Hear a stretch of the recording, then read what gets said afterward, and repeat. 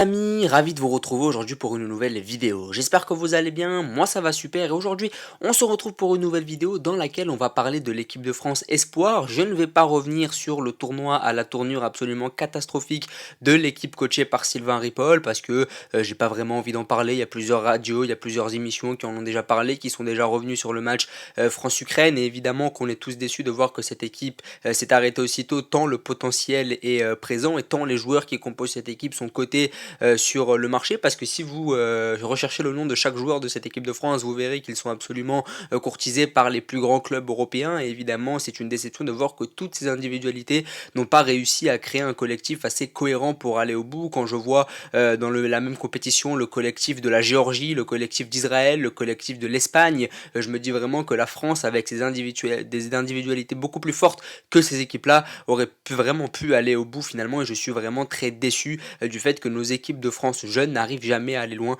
dans les grandes compétitions. Parenthèse fermée, nous allons maintenant parler des individualités parce que même si le collectif de cette équipe de France nous a déçus, il faut reconnaître que cette équipe de France est composée d'individualités de grands talents qui pourront faire parler de la France dans le monde sur les prochaines saisons et donc on va commencer par le gardien, on va commencer par Lucas Chevalier. J'ai décidé de sélectionner une liste de 10 joueurs de cette équipe qui pourraient pourquoi pas jouer avec les A dans les prochains mois voire dans les prochaines années. Alors 10 joueurs pour l'équipe A dans les prochaines années évidemment. Donc on va commencer par Lucas Chevalier, le gardien de Lille qui a 21 ans, qui s'est révélé cette saison. Je ne le connaissais pas l'année dernière, c'est vraiment cette année que j'ai vu quelques matchs de Lille parce que j'ai pris vraiment beaucoup de plaisir à regarder Lille cette saison et le gardien Lucas Chevalier m'a surpris parce que je l'ai trouvé vraiment bon, je l'ai trouvé bon cette saison à Lille mais je l'ai aussi trouvé bon sur le tournoi, c'était un des rares Français à avoir porté satisfaction notamment sur la phase de groupe. Je l'avais vraiment trouvé intéressant notamment face à l'Italie, je trouvais vraiment qu'il avait sauvé les meubles d'une équipe de France qui était absolument catastrophique sur le plan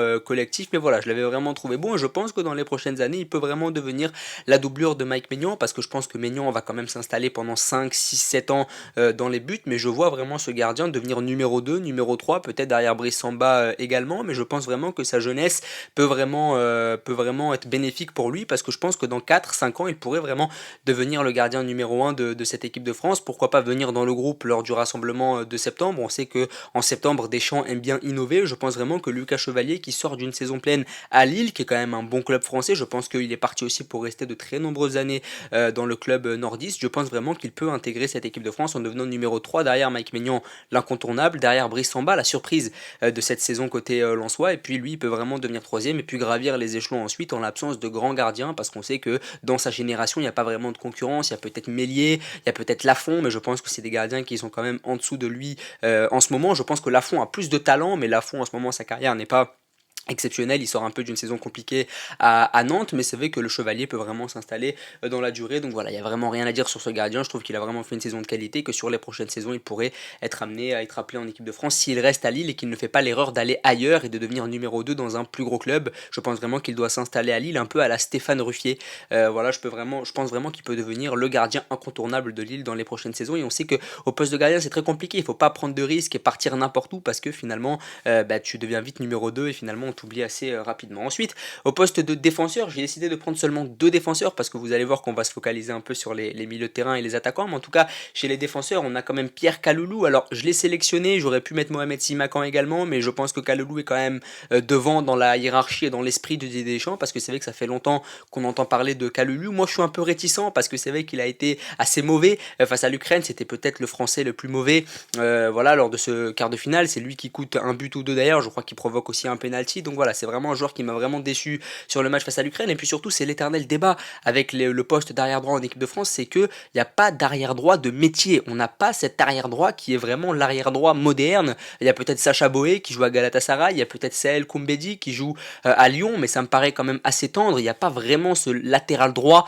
vraiment de métier qui pourrait être appelé maintenant dans les prochains mois en équipe de France. On n'a pas Varkoundé qui sont eux aussi des défenseurs centraux, mais qui peuvent vraiment être sereins parce que quand je vois les performances de Kaloulou Kalulu, les performances de Simakan lors de l'Euro, je me dis que Pavard et Koundé, même si ils sont très critiqués en France, je pense que ces deux-là peuvent quand même être sereins sur leur poste. Et puis je sais que, je pense que Didier Deschamps accorde beaucoup d'importance à cette doublure Pavard-Koundé. Et puis derrière, ça se bouscule pas vraiment. Kalulu, pour moi, ça reste un défenseur central. Avec l'AC Milan, je l'ai souvent vu associé à Tomori, à Kier.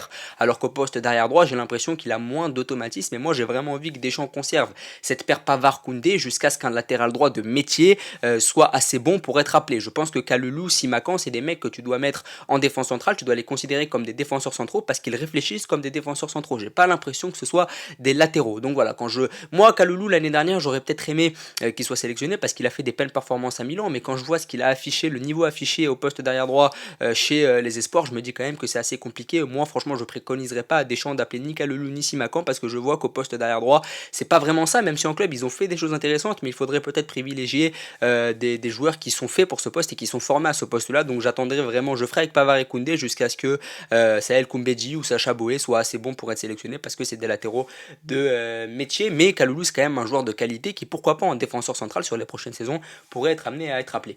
Là, un vrai défenseur central, Castello Luqueba, un joueur que je trouve absolument impressionnant. Évidemment, il n'a pas été bon à l'image de son équipe lors du quart de finale face à l'Ukraine, mais c'est vraiment une des seules satisfactions lyonnaises. Vous me direz à millionner, mais Castello Luqueba est vraiment l'une des seules satisfactions lyonnaises sur les 2 dernières saisons. L'année dernière, il m'avait vraiment impressionné dans le marasme lyonnais. Cette année, ça allait un peu mieux avec Laurent Blanc côté lyonnais, et lui aussi, il allait quand même plutôt bien. Donc c'est vrai qu'il a quand même cette régularité. Je l'ai vu en vrai lors d'un match Nice-Lyon, il est absolument impressionnant physiquement, et puis aussi c'est un des rares centraux gauchers. On a Kimpembe, on a Hernandez qui sont vraiment fragiles physiquement, et je pense qu'en termes de défenseurs gauchers, je pense que Luqueba peut vraiment tirer son épingle du jeu. Benoît Badiachil, ça n'a pas vraiment été ça en équipe de France. Je crois qu'il a déjà été appelé, il n'a pas révolutionné le football très clairement lorsqu'il a été appelé. Là à Chelsea, c'est un peu compliqué ses débuts, mais à l'image du club londonien évidemment, et on va lui laisser le temps. Mais c'est vrai que Luqueba, pour moi, en termes de défenseur central gaucher, qui est vraiment sur une grosse progression, qui enchaîne les saisons pour l'instant avec son club formateur, c'est déjà sa 2e saison à Lyon alors qu'il n'a que 20 ans. Donc je pense que ça peut vraiment être intéressant, et puis surtout la progression semble linéaire parce qu'il va peut-être signer à Leipzig dans les prochaines heures ou dans les prochaines semaines. C'est vrai qu'il est pisté par Leipzig et ça peut vraiment être pas mal pour lui d'aller progresser là-bas. On sait que Konaté ou Pamecano, c'est là-bas qu'ils ont progressé, et je pense que ça peut vraiment être intéressant pour lui de sortir du marasme lyonnais. Ensuite, on va parler maintenant de Maxence Cacré. Je l'ai mis dans la liste parce que c'est quand même le capitaine de cette équipe de France Espoir, mais moi Maxence Cacré, il me paraît quand même assez limité. J'ai l'impression qu'il stagne. Il avait fait une grande campagne de Ligue des Champions en 2020 sous Rudy Garcia lorsque Lyon était allé jusqu'en demi-finale, mais j'ai l'impression que ce joueur depuis 3 ans stagne. Évidemment, il est titulaire indiscutable à Lyon, il est vraiment intéressant, mais j'ai pas l'impression que ce soit un grand milieu de terrain, le grand milieu de terrain qu'on avait vraiment promis lorsqu'il a éclos. Voilà, j'ai l'impression qu'il stagne un peu. Peut-être que quitter Lyon, ça serait une option pour lui, parce que j'ai l'impression qu'il tombe un peu dans une sorte de routine du côté du club rhodanien. Donc voilà, j'aimerais voir aussi Maxence Cacré ailleurs, mais c'est vrai que j'ai pas l'impression que ce soit le joueur, le milieu de terrain courtisé par les gros clubs. On l'entend jamais dans la liste des transferts, on l'entend jamais sur le mercato. C'est pas un joueur qui fait vraiment beaucoup parler de lui parce que j'ai pas l'impression que ce soit le talent générationnel. Même maintenant, s'il a été promu capitaine de l'équipe de France Espoir, c'est qu'il y a quand même du caractère, c'est qu'il y a quand même un joueur qui est très intéressant dans le vestiaire, etc., qui a un sacré tempérament. Il l'a montré il y a 3 ans en Ligue des Champions, parce que pour afficher ce genre de performance face à la Juve, face à Manchester City, il faut quand même avoir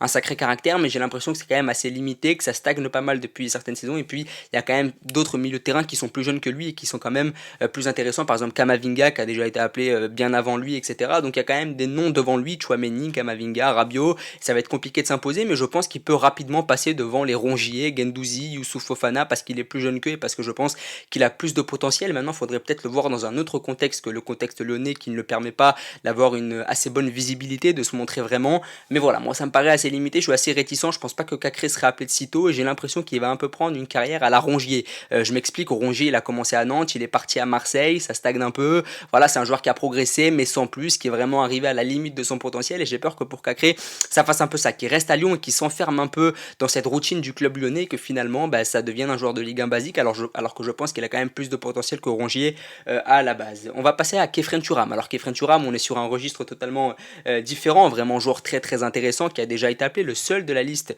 que je vous présente là à avoir déjà été appelé. Voilà, Khéphren Thuram, c'est un joueur que j'adore, je le trouve un peu surcoté parce que j'ai l'impression qu'on en parle quand même beaucoup alors que il n'a pas encore fait grand chose, il n'a pas encore de match de Ligue des Champions, il n'a pas encore de match de Ligue Europa.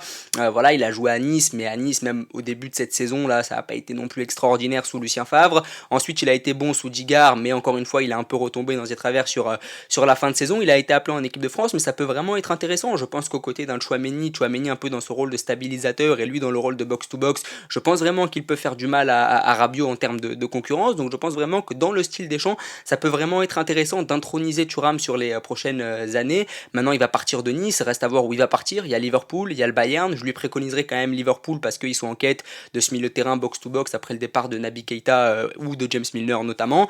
Donc voilà, ça peut vraiment être intéressant pour Thuram d'aller en première ligue. Je pense que c'est le championnat qui est fait pour lui et s'il arrive à trouver le bon club qui le fera jouer, etc., je pense qu'il pourrait vraiment exploser et s'imposer sur les prochaines saisons en équipe de France. Manu Koné. Maintenant, Manu Koné, Gladbach, formé à Toulouse, vraiment un joueur très intéressant. Malheureusement, il s'est blessé au genou au début de l'Euro. Je trouve que là aussi, sur la lignée de Khéphren Thuram, ce milieu un peu box-to-box, puissant, etc., lui, à la seule différence, il a déjà connu l'étranger avec le championnat allemand, donc c'est un joueur qui a déjà beaucoup appris. Je pense vraiment que ça peut être intéressant. On a entendu parler de lui, hein. À un moment donné, il était en ballottage avec Khéphren Thuram d'ailleurs pour être appelé en équipe A. Finalement, c'est Khéphren Thuram qui a été appelé, mais je pense que Manu Koné pourrait vraiment être appelé sur les prochaines saisons. Mais avec Koné, avec Thuram, on est quand même sur des joueurs qui sont d'un calibre supérieur, par exemple à celui de Maxence Cacré. Je pense vraiment que c'est un joueur intéressant, Manu Koné. J'aimerais bien le voir au PSG. Je pense que ça pourrait vraiment être intéressant pour le PSG de rapatrier un jeune un peu de la région, parce que je crois qu'il est de la région parisienne. Donc ça pourrait vraiment être cool pour lui de venir en Ligue 1 dans un grand club avec la visibilité que peut t'octroyer le Paris Saint-Germain lorsque tu signes là-bas. Ça peut vraiment être intéressant pour Manu Koné parce que c'est pas un joueur qu'on connaît énormément. J'ai parlé à beaucoup de potes, etc. Il n'y a pas beaucoup de potes qui connaissent vraiment les qualités de Manu Koné, alors que Khéphren Thuram est très connu dans le monde du football et Manu Koné on le connaît un peu moins, il est un peu sous-coté et j'aimerais vraiment qu'il soit appelé en équipe de France pour qu'il montre son talent parce qu'il a vraiment un très très gros potentiel. Là-bas en Allemagne il séduit énormément. On va passer maintenant à Ryan Cherki et à Amine Gouiri. Je les ai mis dans le même lot, Amine Gouiri et Ryan Cherki, parce que c'est deux joueurs qui ne vont peut-être pas jouer pour l'équipe de France. C'est des joueurs qui finalement vont peut-être aller avec l'équipe d'Algérie. Donc là aussi je les mets un peu dans le même panier parce que je ne sais pas vraiment ce qu'ils vont faire. On ne connaît pas vraiment leur avis sur la question. On ne sait pas s'ils vont aller avec l'Algérie, s'ils vont rester avec l'équipe de France. Mais en tout cas, avec Cherki, on a un joueur qui, je pense, ne sera pas appelé de sitôt. Je pense que s'il continue dans ce style de jeu-là, un peu individualiste, un peu soliste, etc., le joueur du City Stade, moi j'aime bien l'appeler le joueur du City Stade, Ryan Cherki. On sait que Didier Deschamps a horreur de ça. Avec Deschamps, tu dois t'inscrire dans un collectif, tu dois faire les courses, tu dois tout donner pour l'équipe. Et Cherki n'est pas encore dans cette mentalité-là. C'est pas un joueur fini. Je pense que c'est le joueur qui a le plus gros potentiel de toute la liste, mais c'est un joueur qui n'exploite pas encore son potentiel parce qu'il n'est pas encore fini au niveau du cerveau. Mais je pense vraiment que si Cherki continue à faire des saisons pleines à Lyon, etc., qu'il épure son jeu, qu'il devient beaucoup plus simpliste, etc., je pense vraiment que ça peut être intéressant pour lui et qu'il pourrait, pourquoi pas, devenir le meneur de jeu de cette équipe de France A dans les prochaines années. Amine Gouiri, c'est un peu différent. J'ai l'impression que Gouiri a quand même moins de talent que ses coéquipiers. J'ai l'impression qu'il a moins de talent que Cherki, que Barcola, que même en équipe A, Dembélé, Coman, et j'ai l'impression que c'est un joueur qui stagne énormément. Il a été à Nice, il est à Rennes. Voilà, c'est un joueur qui n'a pas eu encore son gros transfert. Vous savez, c'est vraiment le transfert quand tu pars, par exemple, de Nice à Dortmund ou de Nice à un gros club de première ligue. Et j'ai l'impression que Gouiri, il est monté très très tôt avec Nice, mais finalement, il n'est pas encore parvenu à avoir ce gros transfert qui va lui permettre d'avoir une certaine visibilité. Ça fait très longtemps qu'il est en équipe de France Esport. Je crois qu'il a fait 70 matchs en équipe de France Esport. C'est absolument énorme.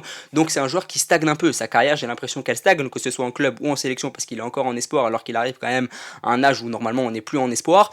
Donc c'est vrai que voilà, Gouiri, il n'a pas eu encore ce coup de boost dans sa carrière qui lui permettrait de pourquoi pas être appelé en équipe de France A. Et là aussi, il y a un doute, est-ce qu'il va aller avec l'Algérie, est-ce qu'il va aller avec l'équipe de France A? J'en ai absolument aucune idée. Ensuite, on va parler de Barcola que je trouve absolument intéressant. Je l'appelle un peu l'anti-Cherki, parce que pour moi, Barcola, même si je sais qu'il est très pote avec Cherki, qui s'entendent très très bien d'ailleurs sur le terrain, ça a été une des seules satisfactions de cette équipe de France Esport sur le terrain, ça a été la relation entre Barcola et Cherki. Je sais très bien que ces deux-là se connaissent depuis très longtemps, ils ont joué ensemble voilà, dans des tournois futsal, j'ai vu des vidéos, voilà, il y a vraiment une complémentarité entre ces deux joueurs, mais Barcola c'est l'anti-Cherki parce qu'il a moins de talent que Cherki, mais c'est un joueur qui est juste, c'est un joueur qui fait le geste qu'il faut quand il faut, c'est un joueur qui est beaucoup plus décisif que Cherki, qui a un jeu beaucoup plus épuré que Cherki, qui est beaucoup plus intelligent que lui pour le moment. Je pense que Cherki devrait pourquoi pas apprendre un peu plus de son collègue. collègue et essayer de devenir aussi simple que lui. Et puis de l'autre côté, Barcola devrait aussi peut-être s'inspirer un peu du jeu de Cherki pour mettre un peu de folie dans son jeu, parce que des fois ça manque aussi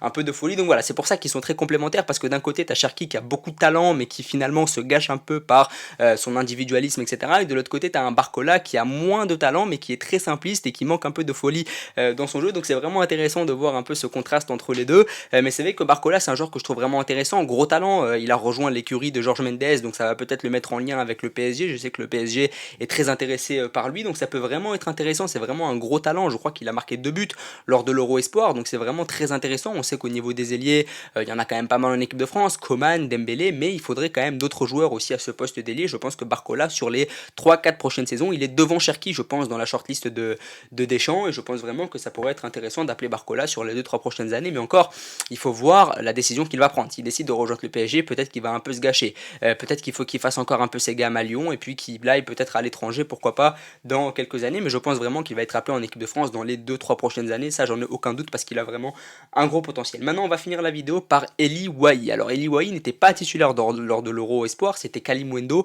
mais je trouve ce joueur absolument incroyable. J'adore Eli Wahi. J'ai regardé beaucoup de matchs d'Eli Wahi, beaucoup de skills de lui, et je le trouve vraiment, vraiment intéressant, très rapide, très véloce, très puissant. 20 buts avec Montpellier à peine 20 ans, c'est absolument incroyable. Je trouve que c'est un joueur qui a vraiment un gros potentiel. D'ailleurs, je crois qu'il va quitter Montpellier.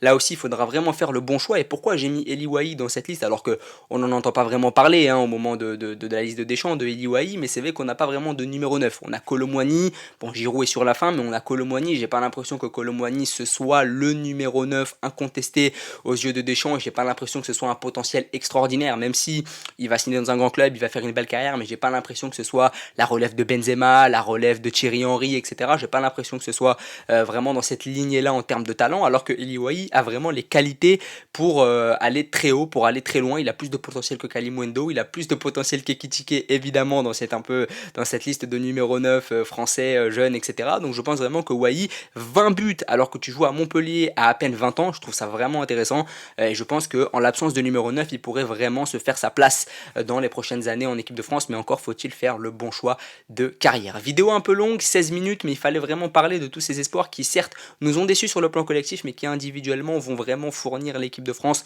de très très gros talents, de très très grosses qualités. Donc voilà, n'hésitez pas à me dire ce que vous en pensez, à vous abonner, à liker et à partager. C'était Momo, prenez soin de vous et à plus tard.